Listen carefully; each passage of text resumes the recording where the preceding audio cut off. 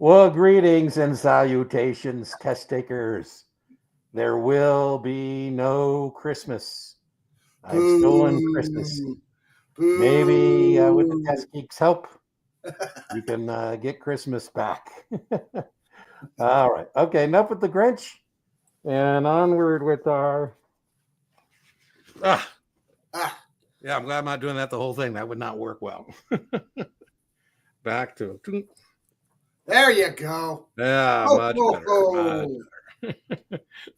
better. Listen, everybody. Merry Christmas.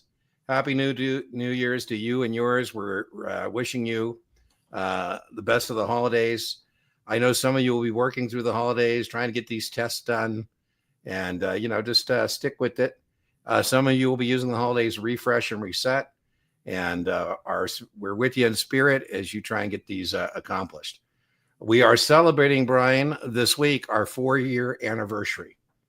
So we started this channel 4 years ago when COVID hit. And I started the channel because, Brian, I was afraid, unlike yourself, Test Geek Exam Prep LLC, where Brian had a direct relationship, always has, with test takers. I had no direct relationship with test takers. My relationship was either through their sponsoring broker dealer or through their test prep vendor. And I thought, man, I got to do something about this. And so hence I started that YouTube channel 4 years ago. And we now have over coming up on 5.5 million views, 1.5 million watch hours, coming up on 1,300 videos, coming up on 42,000 subscribers. And so I have an attitude of gratitude for all that. And I'm looking forward to doing some new things in the next year. So we'll keep at it. I've got some exciting plans, and I'll unfold those as the year begins. All right, back to our Tuesday ritual. Fun and fellowship, but content as well. Tell us what series exam you're taking and where you're joining us from.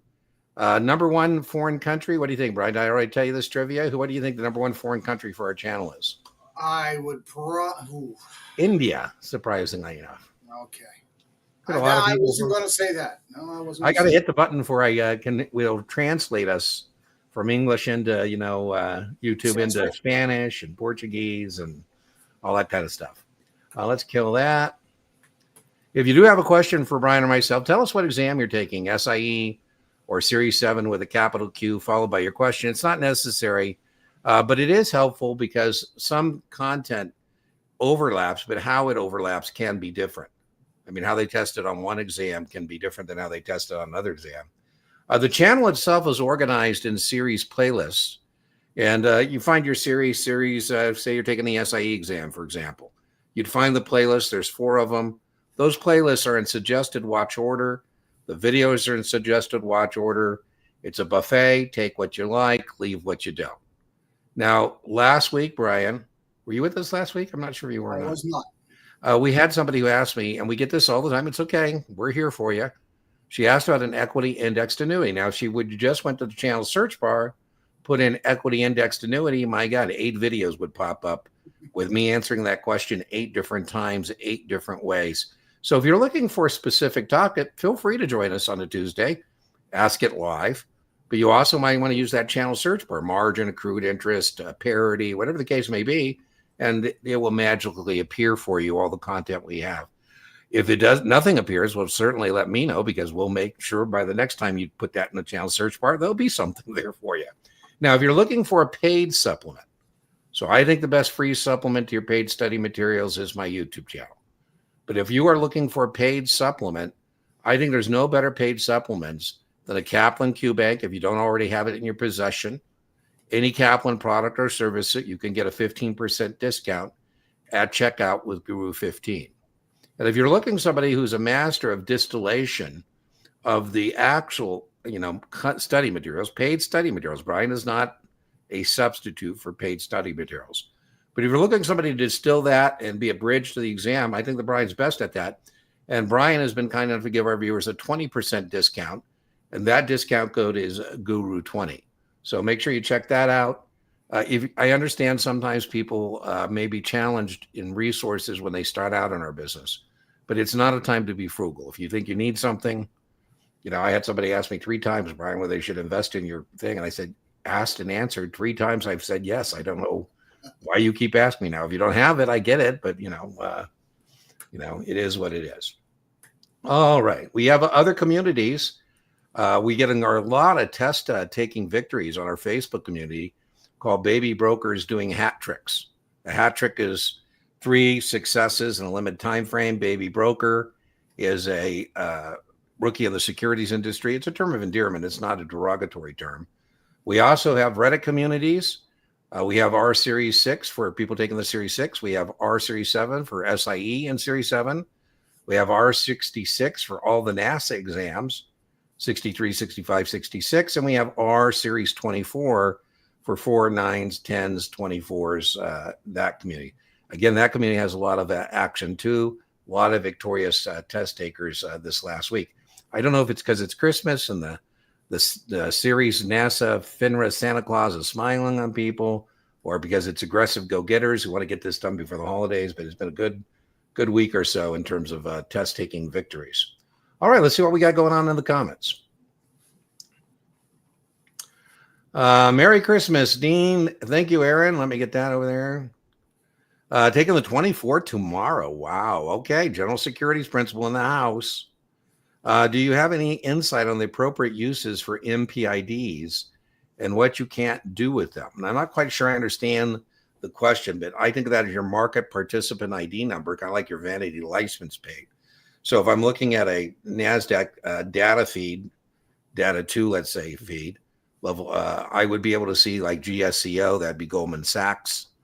MSCO would be Morgan Stanley. You can trade anonymously without using your MPID, but I would like more context. I can't imagine tomorrow you're going to encounter a question about an MPID. Do you think that, Brian? I don't, and especially the appropriate use thereof. Well, it's just identifying who you are on the screen, basically, is the way I think of it. It identifies the market maker. Yeah.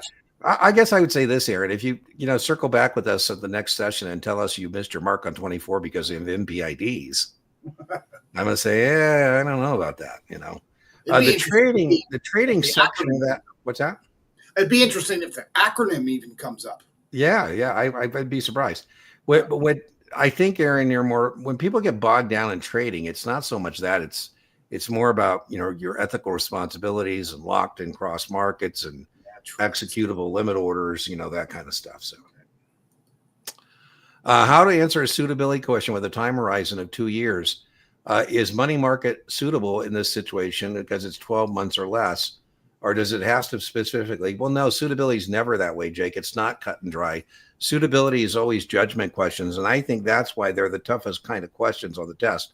Judgment questions in general. I just did a shared screen suitability question with some people I'm tutoring, some ladies.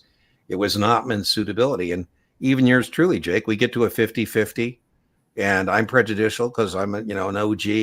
And, I fought the question because I thought, nah, I don't believe that, but that's judgment, right? So you got to save your misses for those. So I don't think it's 2 years or less. I'd like more answer sets available, and I'd like the context of the question before I say that. So I would say that a time horizon of 2 years is relatively a short time horizon. And I would want to know why that time horizon is 2. Is it the one they love on the house on the test is buying a house? They've been relocated. And, they got a money market. By the way, Brian has one too. And Jake, if you get his Test Geek stuff, I refer them to Brian. Brian doesn't mind discussing his content with you. And you have a money market question that every once in a while somebody takes exception with. And I say, well, take it up with Brian. Don't take it up with me. It's not my question. It's his suitability question, right? It's the money market versus CD question. Yeah, right on. Happy holidays. Right on, Jake. Happy holidays. Happy holidays. Failed the Series 7. With a 68. Man, I'm with you, Jake. I'll link in the video description to my podcast episode, You Failed. Is it over? Spoiler alert, the answer is no. And I have 5 recommendations about how to respond to that misfortune. I'll put that. But while the hurt is fresh, I want you to do an intellectual debrief with yourself. Jake, those high scores, this is fresh on my mind. When the ladies and I were doing this shared screen final, and I see what Brian's opinion is, I think sometimes those high but not passing scores can literally be people just get tired towards the end. And we were like question 115. And I said, hey, let's take a break.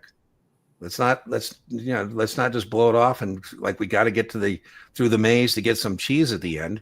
If we need to take a strategic pause, gather ourselves, and then finish strong, that could be the difference. Now I don't know if that's in your case, but that just was on my heart today because of that shared screen final. I said, listen, ladies, let's take 7 seconds to take a deep breath, 7 seconds to exhale, and let's gather ourselves. And I call it finishing strong, or getting wobbly off the start. It's unfortunate, Jake, that we just don't let you test. In the old days, we didn't have a 30-day wait period, and I would literally tell somebody just to cue it back up and take it again because it could be the draw. I don't think high 60s are knowledge deficit. I think it's some other thing, changing the answers, getting tired. Your thoughts, Brian, on those high 60s? Yeah, absolutely. There can be a lot of factors in there. Yeah. But the first thing we look at when the score is that close, Dean and I both agree with this, that we first look at the test-taking techniques. Did you change a lot of answers? How long did it take you to take the exam? Did it take you the entire 3 hours? Which to me probably indicates you're overanalyzing and overthinking. So those are the first things we start to look at before then we start drilling down into some test concepts. Now, Jake, you were talking about suitability. I just did an hour and a half tutor session yesterday with Series 7 guy for just this, suitability. And Dean and I, again, agree 100%.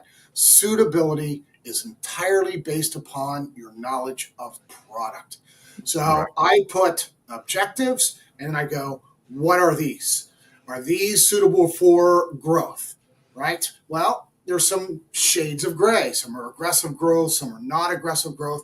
What are the risks associated? So we associated objectives, products, risks.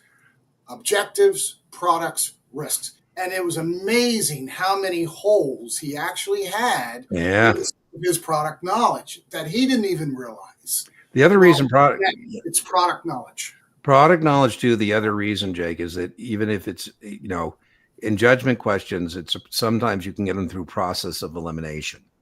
And process of elimination is much easier if you have a handle on the products. For example, partnerships are not liquid, right? And you get that in the answer set, you can toss it out. By being strong in the product knowledge, you can get to a 50-50. Now, in suitability and judgment questions, once you get to 50-50, even the tutor can miss, right? So happy holidays, Marcel. Woohoo! I didn't see your email, Marcel. I will check and do that. Feel free to nudge me. I get so many emails that it's just literally impossible to respond. Yeah. So you have my permission to always nudge me and say, hey, I got to decide one of my New Year's resolutions if I'm going to park somebody at the desk next to me whose job it is to help me handle logistics, dial up, or if I'm going to dial back down a little bit so I can actually handle incoming stuff like emails. Maybe I should have Marcel a top secret email for just people like Marcel that can get a hold of me. Hey guys, big thank you. The boat just passed the 66. Woo! Love it. Love it. San Antonio, Texas, Series 7. All right. Woohoo. I'm a big NBA fan, and I hope Pop is doing well. He had a little bit of a stroke there and made his first comments in a while, so it was good to see he's back recuperating. And I love his line. He said that he's not as coachable as a patient as he'd like to be. So always Pop. Greetings. Going to take the Series 7. Jose Rodriguez next week, and I'm here in New York City. All right, Jose, what a great place to be a broker. I love New York. I spent most of my career in San Francisco, but both those cities, I can see why people would want to make a go of it in these two cities. Sarah, Dallas, Texas. All right. Woohoo. Happy holidays, Jeff. Cali, California, taking my 65 first week of February. Wow. So you got quite a timeline there. That means you got plenty of time. Brian and I, Jeff, both believe the 65 is one of the most, if not the most difficult exam, particularly on your background. Well, you don't use Kaplan only. You can supplement with my YouTube channel. Brian has some free content on his YouTube channel besides his paid supplement. So check out some of those resources as well. You sure can. You can take the 66 anytime you want. It just doesn't work without a 7. It's called it's not called, again, don't you love NASA and FINRA? It's not a prerequisite BK. it's a co-requisite. What does that mean in plain English? Prerequisite would mean you can't take a 7 until you take an SIE, right? Prerequisite. Co-requisite means they don't work until you get them all in a row, right? So the 66 and 7 are what we call co-requisites. So 66 doesn't work without a 7. Now, the other distinction is you do not need to be sponsored to take a 66, and you most certainly do need to be sponsored to take a Series 7. Do we typically recommend taking a 66 before the 7? No. No, We don't typically I recommend. don't know why people want to just do things to be different. I mean, it cracks me up. Well, I'm people, wondering it reminds me of, I'm trying to get rid of the banner I think I had there. It cracks me up how many people just want to be different, which is just, Brian, there are people, here's my other one I just think is stupid. Take a 63 and a 65 instead of a 66. I believe that should be a backup plan if you miss your 66 PK, because the 63 is a 65 equals a 66. But the whole point with the 66 was so people didn't have to take a 63, 65. So, so it reminds me of those, social media where somebody just says something outrageous to, just to be outrageous and get clicks. So BK, if you are currently sponsored, we do recommend you take the 7 first. Yes. Before you take the 66. Can you do it the other way? Yeah. Just not the preferred way. Yeah, and your training department would think the same thing. So if you go back and say, "Oh, I heard some guy on the internet saying I should do this," they're going to say, "Well, gee, that's why I don't want you on the internet." How many times is it normal to fail a 7 practice exam? I don't have a number. Do you have a number, Ryan? No, I don't know what. No, you don't. I guess. Yeah. Let me say this, Jose. You're not taking practice tests to fail them or to learn. So here's what I would comment on. At some point, if I were your accountability partner, your corporate trainer, your tutor, and we kept getting failing scores on practice tests, I would say we need to circle back and remediate. We need to lay a bigger knowledge base, because we're taking our first practice test. We should have an inclination. The first one I tell people, Jose, not to worry about the score, because we're just trying to find where we're at. We're doing an intellectual inventory. So I tell people on that first one, we're not really concerned with what that score is, but we need to find out. And I think that should be 7 to 10 days out. I've had people who, instead of reading the book and doing the chapter quizzes, are taking practice tests. That's just asinine, another stupid kind of a thing. So at some point, I would say, if you continue to fail practice tests, I would say we need to remediate. We need to circle back and do some more knowledge base work. Secondly, I would say is you shouldn't be doing more than one practice test a day. So maybe you're doing one every other day. I don't know where you're at in your study or timeline. I'd like to know more about your situation, Jose, to be more helpful with you on that. But there's no data set of how many times is it normal to fail a Series 7 practice exam. What I would say is that's a hint to change course and direction, is what that is. So what do you think, thoughts, Brian? That's exactly right. If you need to get back into the textbook and do a 10-question unit quiz after each unit to lay some more base before you take another Series 7 practice exam. Yeah. Again, make sure instead of just keep doing custom Series 7 practice exams, do a simulated exam. You got to do a simulated exam. Trying to be a simulated exam. So there's so many flaws in that statement, man. Yeah. Yeah, give us Jose, we're not blowing you off. Go back into the chat and help us out, and we'll be more than happy to try and give you a better answer than that. Mark is the best of all the instructors. Well, I take exception to that. Mark Esposito's, if you're talking about Mark Esposito, he is one of Kaplan's best. Mark Esposito and myself are the two top-rated Kaplan instructors. He is a Kaplan employee. I am not. And on days like today, I'm so glad. I got a email from the head of faculty. I probably shouldn't put this out there. And I said something on a break that she took exception with. I'm backstage, Brown. I'll tell you what it was. I didn't think it was a big deal, but I'm not, I guess, what is it? Politically as correct as I guess I need to be a corporate trainer guy, You remember back in the day, it was you, me, and Angelo were usually the top. Yeah. I was tempted, Alonzo and Brian knows this. I was tempted to respond by saying, Well, then that's easy. Just don't have me teach classes then. That's a solution. I could live with that. 63 tomorrow. All right. We're sending you good test vibes. Make sure you get a good night's rest. Jonathan, the most important thing is to be confident in the execution of your study plan. Be confident in yourself. Most importantly, on NASA exams, particularly, be confident in your answers. Jonathan, I want you, when you shouldn't be on here much longer. I want you to get a good night's rest. But before you go to bed, I want you to go into the bathroom. I want you to look in the mirror. And I want you to say, mirror, mirror on the wall, who's the greatest 63 test taker of them all? Jonathan, Jonathan, Jonathan, hoorah. Now, I want you to do that, Jonathan, not only tonight, but when you wake up in the morning. That's got a 100% pass rate. That has yet to have somebody fail. Brian's that loud. Good evening, Lady Brill. Victorious test taker in the house. Merry Christmas, Lady Brill. Merry Christmas. All is very, very well, Isaac, in our households. Hope the same is for you. Merry Christmas. Happy New Year. Happy Hanukkah. Enjoy the friends, the family, the fellowship. You know, there are some things that are more important than passing your exam. Probably in your own mind, not many, but that's certainly one of them. Past the Series 7 after, unfortunately, and well, that's hey, we'll take it. A victory is a victory. I think, John, you've passed more than one test. You passed not only the Series 7, but a test of your own resiliency. And I think that's going to be more important, right? Not overthinking was the difference. That's right. That's going to be my epitaph. I'm telling you, keep it simple. Brian, I had the ladies today. I said, don't bring stuff into questions. They said, what if they meant? Isn't it amazing? It's amazing.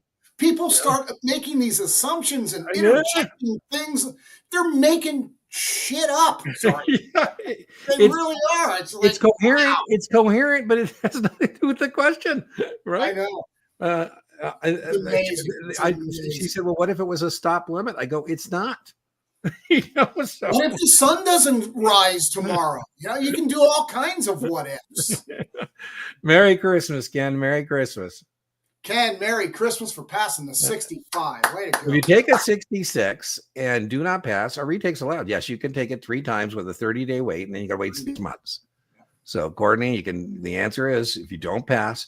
By the way, I think, Courtney, if you miss your mark, I don't think we should be sending out negative vibes like that, negative energy. But if we miss the mark, I always want you to immediately get that next test date. It will let you book the next test date as long as it's 30 days out. And I think that's best practice because then your brain says, okay, I went to the cave to slay the dragon.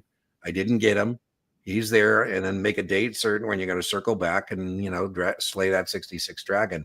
So I believe in getting that test date immediately. I don't like, best practice. I'll have people like book tutoring and then they tell me they don't have a test date. I go, well, I would prefer that we get a test date and then we do the tutoring, right? Enjoying the holiday season. Certainly are. Still waiting for sponsorship. Meanwhile, getting ready for 65. I love it. If you already have a 65, you've shown initiative. And if you can pass that 65, I think that speaks a lot to somebody who says, okay, you're not as speculative in human capital if you come with the 65 already, if you come without any testing victories, right? A testing victory is a good thing to be able to have on your resume, so to speak, or your interview or whatever the case may be. I suggest the same thing for the SIE. If you are seeking sponsorship, why not go take the SIE? You show up, you already got that done. If you do find sponsorship for the 7, you've already got one leg of your testing journey done. So I love that. Took the 66 back in September 72. Oh, 66. Oh. Yeah, I think you should definitely do that, Kyle. So this is a situation where I do recommend a 63, 65 pretty immediately. Now, if you're getting 80s, I'd like to know what your QBank usage rate was.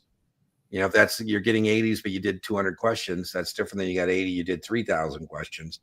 And you might want to consider a supplement, either a Brian's Paid supplement or getting a STC or Nopman or using the channel. Maybe you need to bring some more resources to this. I don't mean necessarily financial resource. I mean study materials, that kind of thing. Take the 63 within the next week before Christmas. Kyle, you want victory, but before the end of the year. That way you'll go into January nailing that 65. Yeah, and Kyle, with that kind of an effort on your 66, I don't think you have to do much to get that 63 testing victory. Because half the 66 is the 63. So, I think you brush up a little bit, do a bunch of practice questions, and I'm with Brian. I think you can knock that out really quickly. I've had Kyle. Listen, be careful. It's your career, not mine. So I got to stay that. But I had a guy, and he barely missed his 66. And that was a Friday. And I forget the reason why. We're not saying you should hide from people, but for whatever reason, he wasn't going to have a discussion about this until the following week, like on a Wednesday. That's when they were, so I don't know why their firm didn't want to hear from her right away. But in his case, I thought, well, I think you could pass a 63, 65. And he actually was able to get an appointment, get that done on Monday, and Tuesday he showed up, and I thought this was great. He was able to say, hey, good news, bad news, what do you want first? What's the bad news? I missed my 66 third time. Oh, God, you wait 6 months. Now, the good news is I took the 63, 65. Woo! I'm back. Right, so go, Jonathan. Asking for a friend. Texas is Phil's name. Can I elaborate on locked and crossed markets? I certainly can. I have a video that I'll link in the video description to Aaron. If we have a NASDAQ level 3 data feed, that's synonymous with saying we're a market maker. And that means I have the ability to change my bid and change my ask. And if I'm going to change my bid or my ask, it's my responsibility to make sure that there's still a spread in the security. So let's assume that the highest bid is 15, the lowest ask is 16. That's called the inside market. That's very testable for everybody. That's the highest bid, the lowest ask, and I'm putting in my bid. If I go to 16, the market is locked. I've now got a bid that's the same as the lowest ask. And so the highest I could go is to $15.99. That's a locked market. A locked market is when the bid and the ask are the same. Whoever's entering the quote has got to make sure they don't do that. Now, cross market, I always joke, Brian, in the real world, this would not be a problem. So, Aaron, I look and the lowest asking price is 16, and I say I want to buy it at 16.10. I have actually crossed the market. Cross is when we have a bid that is higher than the lowest ask. Now, I joke, Aaron, in the real world it won't be a problem because the guy at 16 is going to call me and say, Dean, you must be new. You want to pay to 16.10 when I'm willing to sell it to you at 16? So again, that's what a locked and cross market is. I do think you will see that on year 24, right? And remember, it's whoever is entering it. Brian, you want to comment on that? Yeah, I was just trying to illustrate exactly what. Yeah, thank you so much. That whiteboard does using those same numbers and yeah. There you go. So Brian's got it up there. You have to maintain a spread between the bid and the ask. You have to maintain a spread between the highest bid and the lowest ask. So you can't enter a bid that would be higher than the lowest ask. Yeah, either direction. I think that's how they ask it on the test. Lower than, highest ask. Right? Yeah. That kind of thing. Now, the other thing that we can't do, Aaron, that's testable is the other guys on the screen, right? We just now the spread is $1, right? And Dean goes to $15.99. They're not allowed to berate me and say, hey, Dean, what are you doing taking all the juice out of the stock, right? Because we had a spread of $1. Now I got a penny, right? You're not allowed to berate other market makers when they change their quote. And then the other thing they're not supposed to do is say, hey, Dean, did you see there's 4 of us already up on the screen and you're number 5? I go, yeah. They go, here's how it works. On Monday, I get the inside quote. Tuesday, Bob gets it. Your day is Friday, right? So market makers aren't supposed to collude in terms of entering those quotes, right? So you're supposed to be doing this for your own inventory reasons, your own economics, not because you are colluding with other market makers. And I hope you can then transfer this to your friend, Phil. Yeah. Aaron, again, I'll link to my video.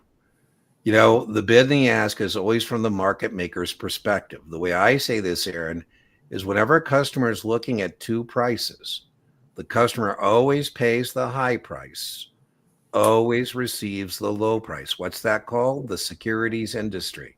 That's how we make our living. The difference between what we buy things at and we sell things at. So the customer's on the opposite side of the quote. The market maker buys at the bid, sells at the ask. There you go. Brian's whiteboard is perfect. I think Aaron is a car dealer, right? If I go into a car dealer and I say, how much for a Lincoln Navigator? And the car dealer says 90 grand. I go, great. I've got a Navigator. Where's my 90 grand? He goes, Dean, I'm sorry. I misunderstood you. I thought you wanted to turn money into a Navigator, and I gave you my asking price, 90, my offer price. Now I understand, Dean, you want to turn a Navigator back into money, 40 grand. That's my bid. Oh my God, what's that called? It goes, the spread. I was thinking about being a market maker, but I heard about that 5% policy. What's up with that? You know, car dealers don't have to do that. Your point, Aaron, again, in my car dealer analogy, I know I'm going to pay the high price for the car, but I'd want to pay the lowest of the high prices. And I know when I trade in the car, I'm going to get the low price, but I want the highest of the low. I don't know, Brian, did you ever see my Bumblebee in my garage? No. That little sports car? No. You might like it as your Vegas tenant. I'm just thinking it might be perfect for you. I'm selling it because I'm coming off grid. It's a little really beautiful convertible sports car. And anyways, I'm getting ready to turn it into money, right? And so I know I'm going to get the low price. But when I'm back in Vegas, I'm going to call a bunch of dealers and say, hey, what will you give me for my Bumblebee, my beautiful yellow MR2 Spider? It's in mint condition. It's been in a garage its whole life. And right, I'm going to get the low price, but I want the highest of the low prices, right? So I think that, yeah. Based on Aaron's comment there, elaborate on what side the customer trade, right? I say the opposite side is the way I explain it. What do you say, Brian? Well, yeah. I actually just go through a mantra and people generally get it. And generally, that concept is learned or should have been learned by Series 7. By Series 24, what you got to be careful is you now have to look at from the market maker's standpoint. Yes. Of course, is opposite of the customer. Inside looking out. That's right. So that's why I usually put both of those for 24. Series 7, you can ignore the market maker sides of this. It's just the customer. But the 24. Yeah, I will link, Aaron, to both those videos. I have a video on locked and cross markets. And I have a video on market making, and I'll link to that in the thing. The other thing I would tell you is that, you know, if you're going to take a 24, it's easier to do it right after the 7. Yeah. The people who sometimes struggle, it's because they've been 16 years as a packaged product person, took their 7 16 years ago, and they got to power up on the trading. Trading and banking can be a challenge. I don't lose many people on 24. If I'm teaching a 20-person 24 class, I'm not surprised if everybody passes. But when I do lose somebody, it's usually a packaged product person, and it's because they can't get on the right side of the quote in the trading, and they're struggling on banking. Now, the trading and banking guys, Aaron, struggle on retail, but there's not enough to kill them. So, you know, they're okay. All right. Woo! 26. That's 26. I keep getting asked about get 26 content, Brian, and I can't get into it because I'm like, okay, I just think you're going to get a 24 eventually anyways. Right? So, Ali, I hate to tell this to you, but you're not done even after you get your 65. I think at some point your firm is going to roll out a product that requires a 7, and then the supervisor, you're going to be at 24. So we'll see you again, but kudos on all those testing victories. Now you got another big challenge. I think the 65 is more challenging than even the 26. What do you think, Brian? 65 more challenging than 663, 26? That's number one on the list. I think so. You are welcome. You're welcome. A personal question. Not a friend now. Now it's for Aaron. So he had a friend, and now it's his Aaron. What do I need in my back pocket for order tickets and confirmations? Well, I think order tickets, the big thing would be solicited or unsolicited. Yep. For confirmations, mainly disclosures, capacity, whether we have to in our broker agency capacity or dealer principal capacity. So yeah, I would have a general understanding. I would call order tickets and confirmations mainly about disclosure. Now the customer is going to see the order ticket, but I would say the confirmation is probably even more important than the order ticket in terms of that. All right. Going for the SE. Can't get the slobs over and bliss thing. It's killing me. Well, Brian and I both think the memory aids are better when you actually understand what the memory aid is designed to help you with. So what this memory aid is designed to help you with is where do we place orders in relationship to the current market price. So in a sell limit, you want to sell at your price or more. So it makes sense if Apple is 220, you're not going to put at a sell limit at 218. I'd say you must be new. You want to sell at 218 when you can sell at 220. That sell limit goes above the market. And a buy stop, that slobs over Bliss, goes above the market. And then Bliss is to remind us, and Bliss is more testable, Jose. Bliss is about orders below the market, below the current market price. If Apple's 220, your Apple buy limit, it has to be below 220 or sell stop below 220. And those are more testable about where we place them. So that's what that's by. Make sure you get that. I mean, on the SIE, what do you think? A point or two that's worth, or maybe not? One or two. Yeah. That's Yeah. I guess, Jose, same thing I was talking to about what I say earlier. Somebody said, oh, the MPID. And I said, listen, you tell me you missed because MPID, I'm going to say, yeah, I don't believe you. Same thing with slobs over Bliss as it relates to making your mark on the SIE. That's right. I don't think it's material to your success. Do I think you might get a maybe one about a sell stop or a buy stop? Yeah, but not a big deal. I think I did that one already. Yes, you did. Hi, passed my Series 7. Woohoo! I bought the test from Brian, solid document. Yeah, you can just get the test. I don't know, Brian, do we still have people getting confused? I mean, we're very clear that if you just buy Brian's test, you get the test and the answer key. Every once in a while, we used to get people like, issues with it. Good. Because I remember when we first started doing that, people were, all I got was the test and the answer key. I thought, well, that's what you're supposed to get. The biggest issue I get with those PDFs is they're probably doing it at their work computer and they have firewalls and they can't. Oh, yeah. And they're wondering, right? So they're yelling at me, hey, I can't download it. So I usually email to them, but remember, it's probably your work firewalls. But all right. Thank you so much. So already passed the SIE, using Brian for 65. You know who the guru is. That's right. Series 7 guru. Right on. Studying for my third go on the Series 66. Ooh, third is big. Got a 76 on Kilo score. Reviewing, rewatching Test Geek videos. Make sure you do Brian's thing. Brian, I had a guy today. I don't.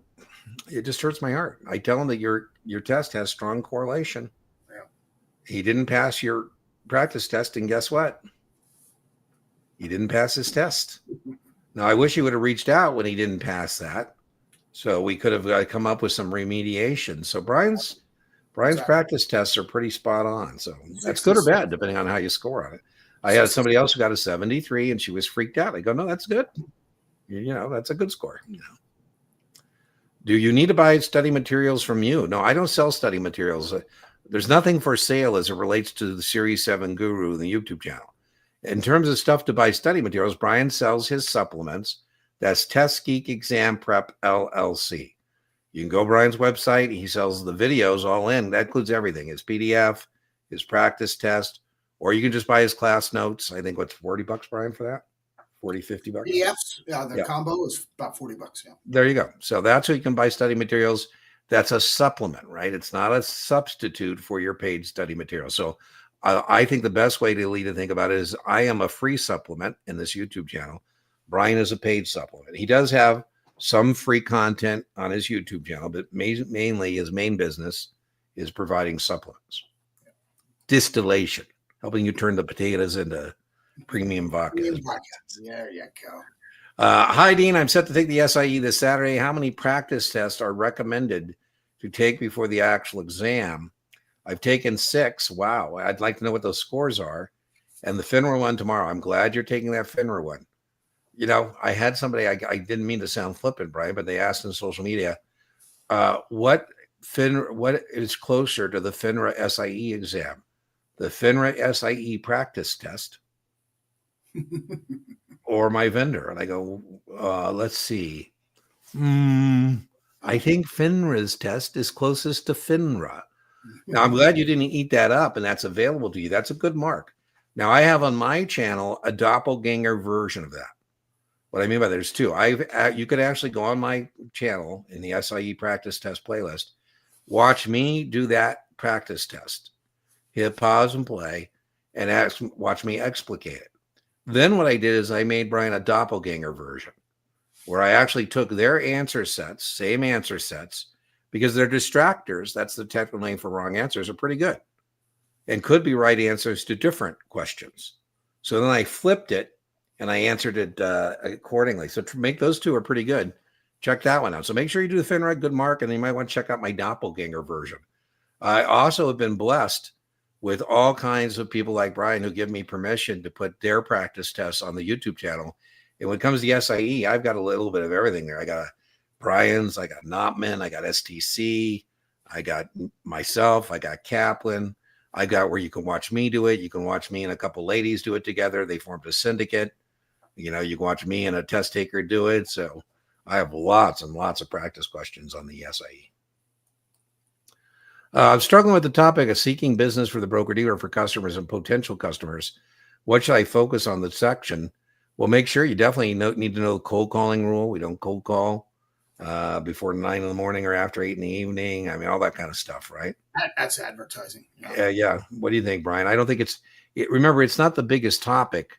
The biggest, that's section 1 of the functions. Function 3 is where it's at, right? Function 1 is what you're talking about, Alec, find a customer. Function 2 is open the new account. Function 3 is make the investment. Function 4 is what happens after the trade. Function 3 is 91 questions, right? Exactly. So focus on seeking. I could go, Alec, what I would do is go to the FINRA website and print the Series 7 content outline and just look and see what's in that topic. And that's a good way to use an intellectual inventory. You can also watch me explicate the whole document, starting with that section. So I actually go through it and tell you what you need to know for that section. What I'll do, Alec, is I'll link to my explication of that part of that document where I tell you literally what you're going to get tested on. Old sub here. All right. Well, thanks. Passed all my tests. Thanks to you and buying Test Key Prep. I don't even work in the industry. Anyway, to keep my license, maybe part-time. All right. Well, thank you for remaining. No, I always tell people, I had somebody today.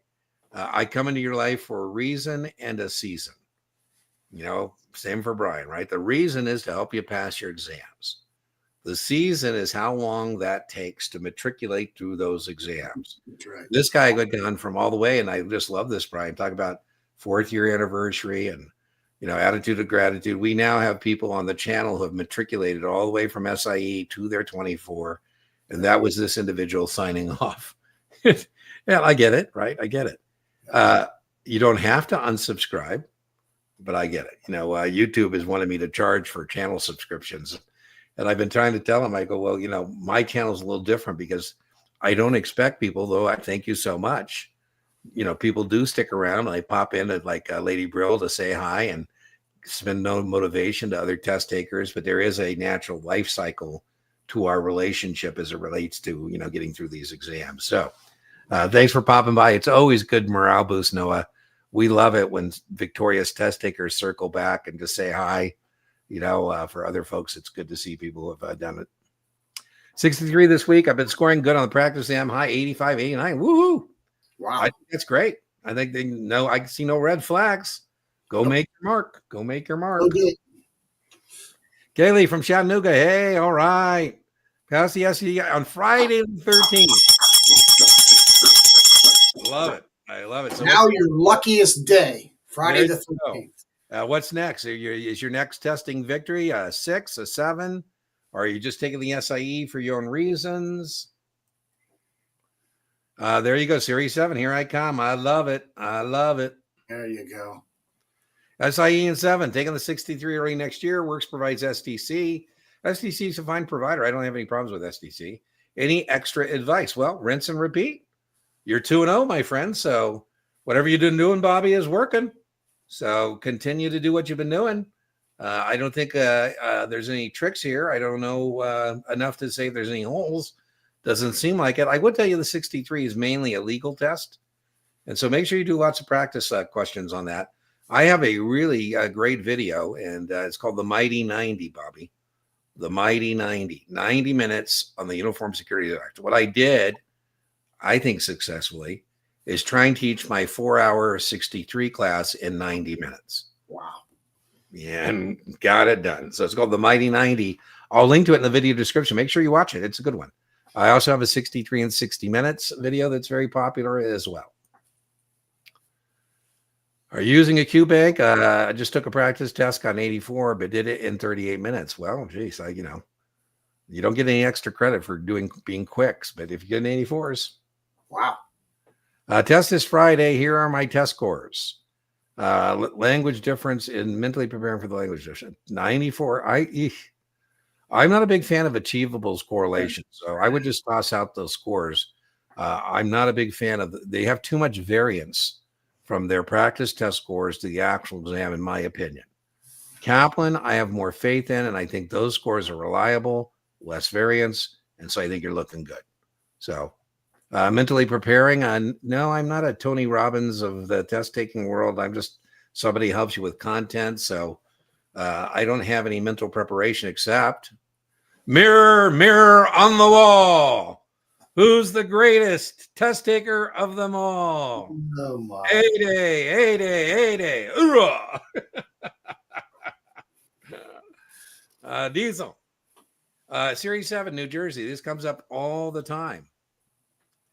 DREP. DREP is for an open-end mutual fund. In an open-end mutual fund, all those dates you have in this, declared date, record date, X date, payable date, are set by the board of directors because there is no secondary market. The X date, very testable. The definition is the first date on which the stock, when you buy an open-end mutual fund, you're buying stock, that's the class, share class, is the day after the record date, the first date on which it no longer trades with the dividend attached. DERP, now it's not chronological, but on DERP, that's for secondary trading under the Uniform Practice Code. The X date is still the first date on which the stock no longer trades with the dividend attached, not set by the board of directors, a function of the Uniform Practice Code, which standardizes practices within the securities industry. And the X date is the same as the record date. The same as the record date, right? Test question. It would be unethical for me, Diesel, to call you and say, hey, if you buy it here today before the X, you get the dividend, but tomorrow you don't. You say, well, Dean, isn't it going down by the amount of the dividend? Doesn't that just create for me an unnecessary tax situation? Yes. Will I talk to your supervisor? That's a prohibited practice under the Code of Conduct. The Code of Conduct is the ethical behavior associated persons, broker-dealers, or customers, and that's called selling dividends. That's very testable on all exams as an unethical business practice. I had a guy who had a order of liquidation. What was it? Order pina coladas when the ship docks or some crazy thing. I don't think you need it because it's a straightforward question. Secured debt, unsecured debt, preferred stock, common, senior to junior on the security side. It drives me nuts, Brian, when vendors go into the IRS and the employees and the vendors. It does not matter on these exams, and that can vary from state to state. So you just got to be able to rank securities from senior to junior or junior to senior. That is very testable. Anyone to add to that, Brian? Nope. You nailed it. I'm nervous for my job position because it's commission-based. Well, that's welcome to our business. Some people are commission-based people. You got to go out and find the business. It's a challenge. You find the money. You got to move the money. You got to place the money. And you don't get paid to find the money. You don't get paid to move the money. You only get paid when you place the money. I was a producer. So, I was a sales guy, been a sales guy for a long time. So for me, that's not a challenge, but that is a huge challenge for people who are maybe coming from an industry. You don't realize, Brian, how much of our industry is sales based. I mean, so if it's your first sales function, it can be a challenge. It's how a lot of us first start in the industry. When I was a baby broker, I got commission only, no draws, no salaries. I only get paid for what I traded. So yeah, it is what it is. So the first 6 months. Well, it's just like taking your exams, though, right? You just gotta face that reality, and then you got to come up with a sales cycle, right? understanding the sales cycle, And prospecting. look where we are now, Dean. Right? 30 years later, look at us. Right? Hey, Ben, I would tell you, here's what I would say to you, whether it's commission-based or not. If you are poor and you deserve to be rich, the securities industry is for you. Yeah. In our securities industry, there are many, many people, like Brian just said, look at us now. It's been very good to us. It's rewarded us financially, helped us take care of our friends, our family, people like that. And so when people don't like our industry, it hurts my heart. I also get hurt when people don't give it a chance. Right. So you're in it, 8 months or 9 months, and you're already talking about you want to get out of the business or you hate it. I had a guy at a call center, and it's hard work. I get it. Talking to people all day long. Brian and I do it all day. It's hard. It's tough work. It's exhausting. But he was in a call center. And I was trying to encourage him because he's learned so much just talking to confused investors all day long. I mean, his learning curve is going to be really. I was trying to tell him, hey, stick with it, my friend. Series 7, there you go. In January. All right. Like the timeline. To clarify, I'm doing 63 on Monday. By the way, thanks so much for the help. I really appreciate the lecture about BDs, IAs, agents, etc. with the guy next to you. So sorry I forgot the name. No worries. That's Brian. That's Brian. The guy next to you is Brian. All right. Well, our Christmas anniversary edition, I think we're going to wrap up a little early. If you're interested in participating in our drawing, what you win is free access to my office hours. That's a $250 value because that's what I charge for tutoring. I always have to make the disclosures that paid activities come before free activities. So if at the last minute somebody wants to give me $750 to do a practice test and I got to ditch the office hour, you know what's going to happen. Brian, you want to put in the word? You're usually the absolutely. I got her right here. Jolly. Okay, you got to put it in the chat. By the way, you also win access to any class that I have on my schedule at deantenneytutoring.setmore.com. I'll put that up there in just a bit. Let me get our giveaway tool up and running. Share screen. Okay, get rid of Brian and I. Brian, I'm going to hit remove. I think I'm not removing you. I think I'm just taking us off the screen. I hope. There we go. Whoop. All right. So we got 9 entries so far. Let's get rid of McGill's thing there. Boom.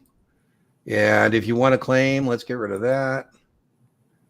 And here's where you can find what you've won. Let me go put that, or send me an email. You shouldn't need an email because you can go to my booking site. But there is the email if you win. And just send me an email, dean@guruexamprep.com. I don't know why I don't have a banner here. Let me put that up. Dean Tenney tutoring.setmore.com. Dean Tenney tutoring setmore.com. There we go. So that's where you can book your office hour with me if you win. All right, here we go. The Wheel of Fortune is spinning.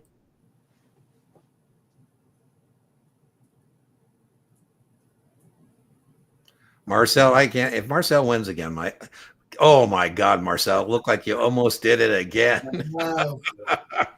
So Noah, you can go to my booking page and book the office hour that you are now entitled to, even though you're not a paid student, at deantenneytutoring.setmore.com, or you can send me an email.